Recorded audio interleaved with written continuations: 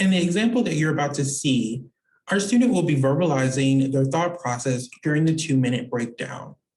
In actuality, you wouldn't do this in a real MMI. You would quietly think through your process over those 2 minutes. If you haven't watched the best practice video at this point, we suggest stopping here and watching that video so you have a full understanding of how the MMI process works.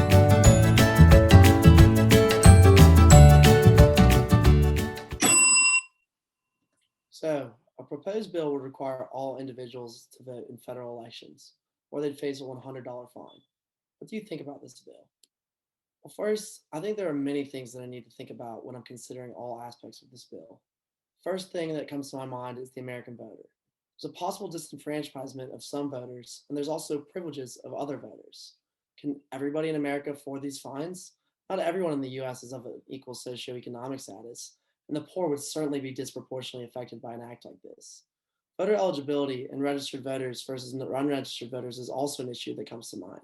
We've seen this be very controversial in recent years, and I think a bill like this might also impact policies around voter access and voter registration.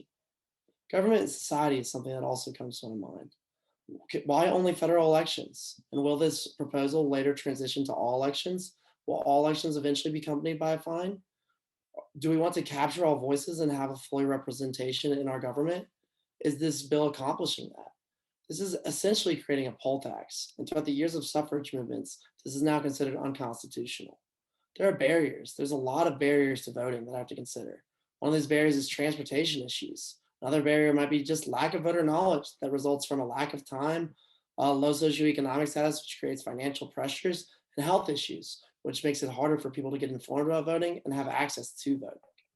The main thing that comes to my mind is certainly socioeconomic status. I mean, when you consider how much this would impact a family that's living like paycheck to paycheck versus how much this would impact an upper class family, you have to recognize that this impacts the lower class family far more. You also have to recognize that this forces people to vote. And in a society like America that claims to be democratic and claims to give people individual freedoms, isn't it an individual freedom to choose not to vote? Isn't it individual freedom to choose to protest our current political system by not voting? I know that many individuals, including those that I know, feel that this is their right.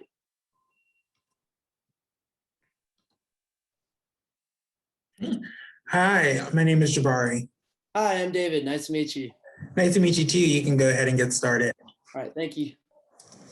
So the prompt says that a bill is being proposed that would require all individuals to vote in federal elections, or they'd have to face a $100 fine. And it then asks what I think of this bill. So I can definitely see why a bill like this would be proposed, but I can also see many reasons why this bill would be problematic. On the one hand, voting is incredibly important here in the United States. We're very fortunate to have a system where we can vote for the people that represent us. We have a long history of voting rights in our country, and I personally believe that voting is incredibly important for having my voice heard and gaining representation for the common person. This is also brings to mind that this is creating a polling tax, and throughout the years of suffrage movements, this is now deemed unconstitutional. On the other hand, there are many reasons why people choose not to vote. One question would be, how does voter eligibility play a role in this scenario? Are those individuals registered to vote? Would this prevent people from becoming registered to vote? Will there be leeway for individuals that have just turned 18 or the elderly? What if people are dealing with possible medical conditions that could prevent them from making a sound decision or getting access to voting? By having legislation that requires each citizen to participate in federal elections theoretically means that we could capture everyone's voice and hopefully increase representation in our government. I believe that there are numerous barriers such as time, transportation, lack of information about candidates, and a person's health that prevents this from happening. If the government wants every citizen to participate, then they should provide means for overcoming these barriers. Maybe they experience transportation issues. Or maybe they simply don't know how to request an absentee ballot, and even if they do know how to request one, they don't know how to fill it out properly. Maybe there just isn't a candidate that a person feels like represents them. They would rather not vote. I don't think that citizens should be punished for not voting. By forcing individuals to vote in an election that they don't wish to participate in, numbers could get skewed because people would just be voting to avoid a fine rather than voting for a person or an issue that they feel strongly about. One thing the prompt is not mentioned, but I would want to know more about, is that if the government is proposing to fine people if they don't vote, will they also be providing transportation for people who may not be able to vote otherwise? By penalizing citizens with a $100 fine, you'd be disproportionately impacting those in lower socioeconomic status. For example, individuals that work hourly and minimum wage jobs, it's not feasible for them to take time off to vote like it is for upper class families. And this could affect their ability to financially support themselves as well as those they care about. If they take the 1 to 6 hours to vote, that could have a significant detrimental impact on their finances.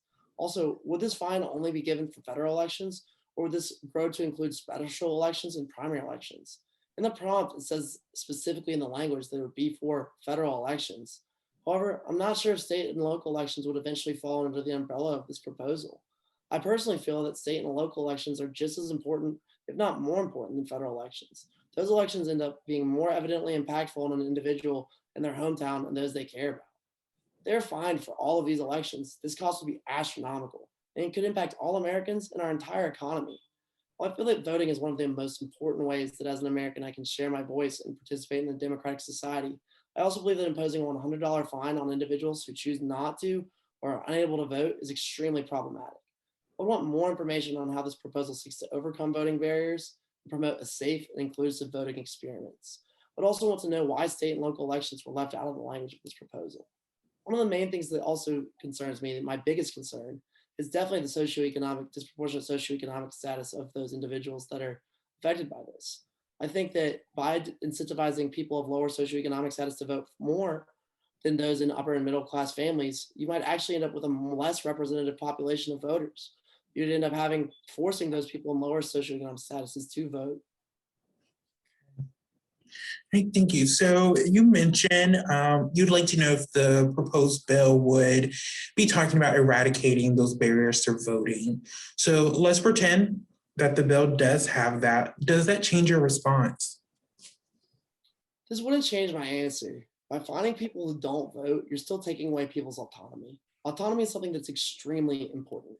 People should be able to make informed decisions about how they want to participate or not participate in an election. I think that eradicating barriers to access would certainly help increase our voter participation. However, I still believe that imposing a fine for individuals who don't want to participate would be undermining the autonomy of those individuals. And as I said before, the fines would be too much for many Americans to bear, especially when some Americans can't even afford healthcare. Again, to me, this brings to mind that this fine would act as a poll tax, which I strongly disagree with. And by the way, so does our Constitution. This would go against the foundation of our republic. And though we want all voices to be heard, and we want to make sure that we remove all of the possible barriers, we can't force citizens to vote because it's no longer a freedom, a choice, or a right. It would instead act as a requirement, a penalty, and a mandate. Okay. Do you think it's better to have people vote just to avoid a fine or for them to not vote at all? I personally think that people should have to make informed decisions about voting. The motivation for voting should be that a person feels compelled about a candidate or an issue that a candidate is proposing to address. That the people are presented with accurate information so that they can make an informed decision about how they want to vote, if they even choose to vote at all. This could lead individuals to be forced to vote for a candidate that doesn't represent their voice. Many Americans already feel like their voices aren't heard and have elected not to vote in previous elections for this very reason. This would further that feeling that their voice doesn't matter, that they are just another number or a statistic. Some people feel that when they vote, they're just voting for the better of two evils and aren't provided with more than one choice as to who will represent our government. Well, thank you so much for your, really appreciate your time. All right, thank you.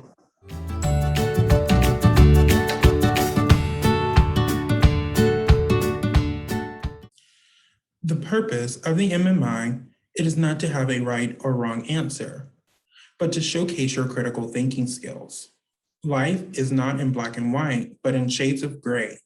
And professional schools will like to see how you operate within that.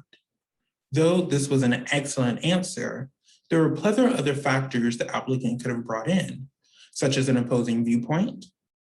They could have taught about their own personal experiences to back up their answer. They also could have talked about some of the ramifications and even possible solutions to the prompt. In this particular prompt, the student could also address the following. What happens to people that can't afford the fine? It feels discriminatory for those and against those in lower socioeconomic status and perpetuates a vicious cycle of poverty. This could be seen as a modern form of gerrymandering. And if the punishment for not paying the fine is a felony, these people can lose their ability to vote in most states. Logistically, this could also be problematic This can create the longer lines at polling stations, create a higher demand of poll workers, could even cause the time for processing votes to be longer. You could also increase voter fraud. And if you implement this, how would the voter verification process change? And will all states have to adopt that?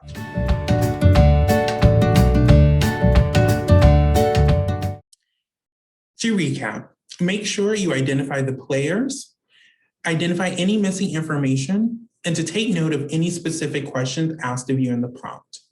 This will help you flesh out the different factors that you're giving during your answer.